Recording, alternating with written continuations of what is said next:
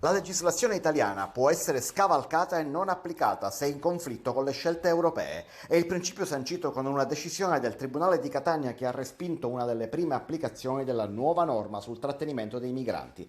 La questura di Ragusa aveva applicato la nuova procedura di frontiera nei confronti di alcuni migranti che erano nel centro di trattenimento di Pozzallo, disponendo ulteriore trattenimento fino a 28 giorni per esaminare la domanda di protezione internazionale. Ma il giudice ordinario di Catania non ha convalidato, stabilendo anche un incredibile precedente. Una decisione che sta sollevando un vespaio di polemiche, contro la quale il Viminale annuncia oggi pomeriggio il ricorso e lo fa con una nota ufficiale. Il Ministero dell'Interno impugnerà il provvedimento. La fondatezza dei richiami giuridici contenuti nelle motivazioni della decisione sarà quindi sottoposta al vaglio di un altro giudice. Sul banco degli accusati c'è il cosiddetto decreto Cutro che il governo ha intenzione di difendere. Esiste un dossier migranti, sottolineano le stesse fonti del Ministero, che racconta come la procedura accelerata di frontiera è uno degli aspetti già contenuto nella direttiva europea del 2013, che adesso trova unanime consenso da parte dei paesi europei nell'ambito del nuovo patto per le migrazioni e l'asilo che si sta costruendo. Ma per l'avvocato Riccardo Campochiaro, presidente del centro Astaldi di Catania, la fideiussione bancaria personale richiesta dalla norma italiana non è compatibile proprio con la direttiva 33 del 2013 dell'Unione Europea. Dal PD e dalle forze di sinistra si valuta invece solida la motivazione della decisione assunta dal Tribunale di Catania, una vicenda sulla quale si prepara una doppia battaglia, legale da un lato, politica dall'altro. Sono stati tutti evacuati e trasbordati sulla nave 18 della Capitaneria di Porto i 175 passeggeri del traghetto di linea Cossira, dove nella sala macchine si è sviluppato un incendio mentre era in navigazione verso Porto Empedocle. Solo una famiglia composta da 3 adulti e un bambino è stata fatta salire sulla motovedetta della Capitaneria di Porto per essere trasferita a Lampedusa, mentre tutti gli altri sono rimasti in viaggio verso Porto Empedocle.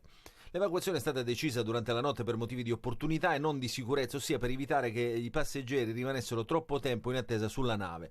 Non c'è stato mai, infatti, alcun pericolo per l'incolumità dei passeggeri. L'incendio si è sviluppato mentre la nave di linea si trovava a 5 miglia a sud da Linosa. A bordo c'erano complessivamente 175 persone, di cui 83 migranti trasferiti dall'hotspot di Lampedusa, ma l'incidente alla Cossira ha evidenziato ancora una volta la necessità di un rinnovamento della flotta in servizio alle Pelagie. I mezzi, infatti, sembrano che non possano più garantire standard di efficienza e sicurezza necessari a residenti e turisti, a maggior ragione nei periodi di massimo utilizzo, quando sulle navi vengono imbarcati anche i migranti da trasferire verso altre località.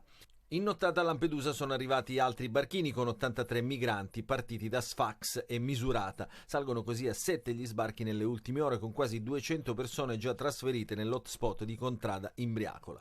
Altri 45 migranti, soccorsi al largo delle coste libiche, hanno fatto rotta verso Pozzallo sulla nave dell'ONG inglese Louis Michel, finanziata dall'artista britannico Banksy. I migranti saranno trasferiti nel vicino hotspot, che attualmente ospita 152 persone, mentre nel CPR di Modica ne sono state ospitate 146, più 7 persone tunisine richiedenti asilo politico, le prime a entrare nella nuova struttura prevista dal governo a Pozzallo.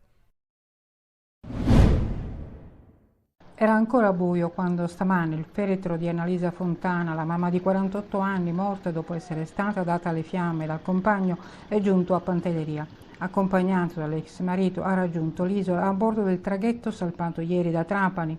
In banchina ad attendere alla bara della donna invece i figli stretti in un abbraccio commosso e struggente. Stamane poi tutta la comunità di Pantelleria si è fermata per dare l'ultimo saluto ad Annalisa. I funerali, officiati dal vescovo di Mazzara del Vallo, Monsignor Angelo Giordanella, sono stati celebrati in una chiesa madre gremita. Toccante il saluto di Cristina, una delle figlie della vittima, che ha preso la parola con la voce rotta dal pianto.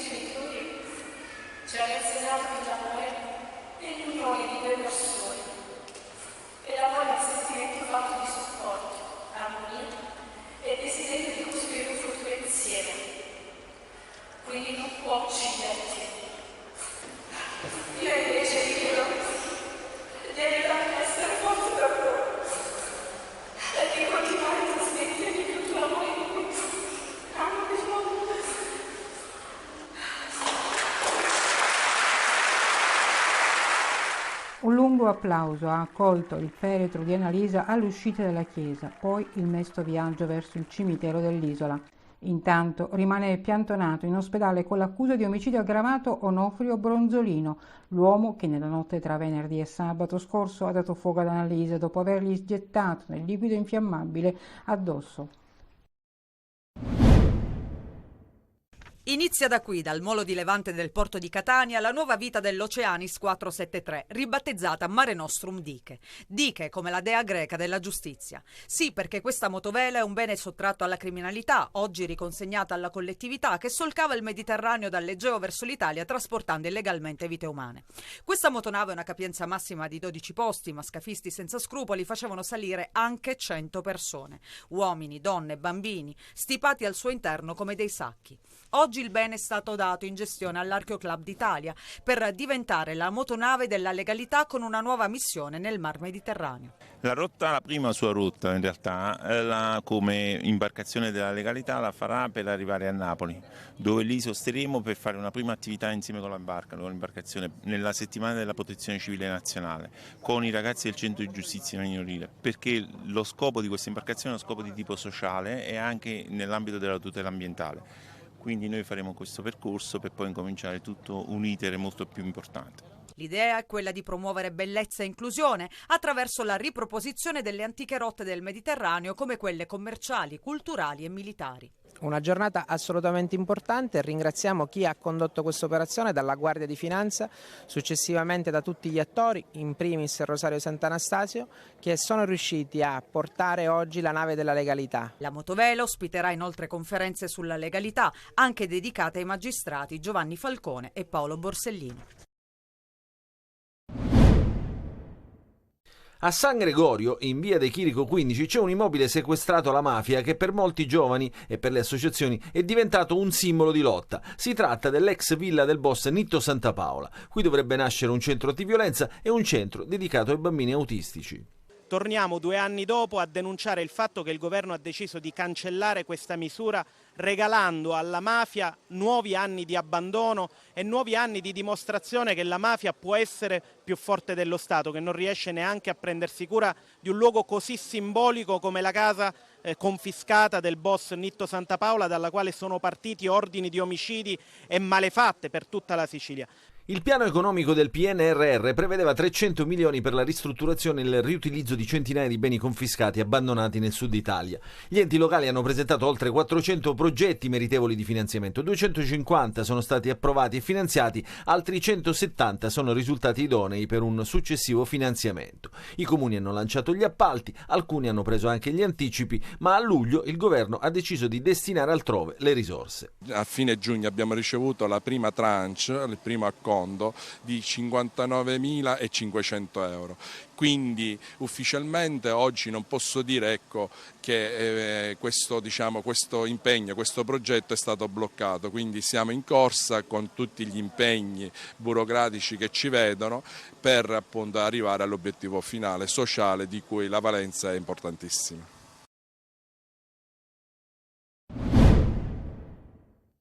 È nata ieri ed è già nel cuore di tutti, bambini e non solo. Si chiama Fiera, l'asinella venuta al mondo a Ragusa all'interno della FAM 2023, la fiera agroalimentare mediterranea. Ci ha fatto molto piacere questo evento e di aver avuto questa nascita qui in fiera. Abbiamo deciso appunto di chiamarla fiera in onore della manifestazione. È un asino sardo. Sono degli asini molto importanti che noi utilizziamo tanto per la bettera, perché la nostra azienda, oltre che dell'allevamento degli asini sardi, si occupa maggiormente dell'allevamento dell'asino ragusano.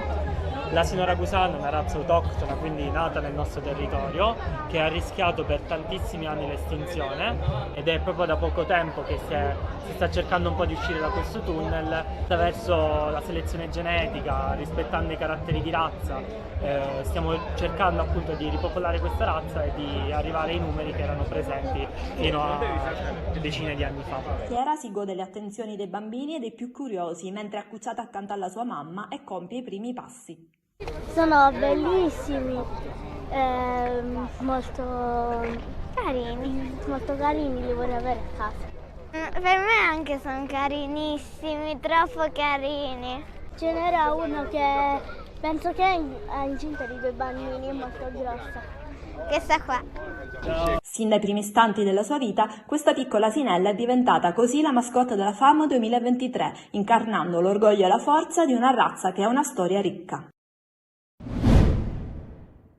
Catania per affermare nuovamente di essere una protagonista del campionato, quello che i numeri non hanno dimostrato fin qui. Solo 4 punti raccolti nelle prime 4 partite e se i conti non tornano, le impressioni dal campo portano Tabiani a riaffermare l'importanza di concetti che vengono assimilati e che devono portare a un risultato finora mancato anche per una dose di sfortuna. In tante cose vedo la squadra prontissima, in altre vedo che dobbiamo ancora andare a migliorare. La società, io mi sento piena fiducia da parte loro, sapendo che il calcio è fatto di risultati. Lavoro in una società stupenda con delle persone che ci lavorano fantastiche, quelle che ci stanno dando veramente una mano. A Caserta, domenica alle 14, Tabiani deve fare i conti con una squadra ancora non al completo, con l'ultima tegola di Rivieri. La società è corsa ai ripari, ingaggiando Marco Albertoni, portiere ligure classe 95, che ha giocato in C con le maglie fra le alte di Spal, Mantova, Pistoiese e Lucchese. Ma a Caserta dovrebbe giocare dall'inizio Beters. Di Carmine è pronto per tornare dal primo minuto insieme a Marsura, Zammarini e Silvestri, mentre dovrebbe esserci spazio ancora dal primo per la Dinetti. Sarebbe meglio avere tutti a disposizione, qualcuno a breve termine, non abbiamo grossi rientri, diciamo, vediamo un po' la situazione di Rapisarda che sta iniziando un po' ad aumentare e gli altri siamo un po' più lontani. E se il Catania cerca l'acuto in trasferta, la Casertana finora ha accumulato solo pareggi, 4 partite, 4 punti, stessa classifica del Catania seppur con modalità diverse.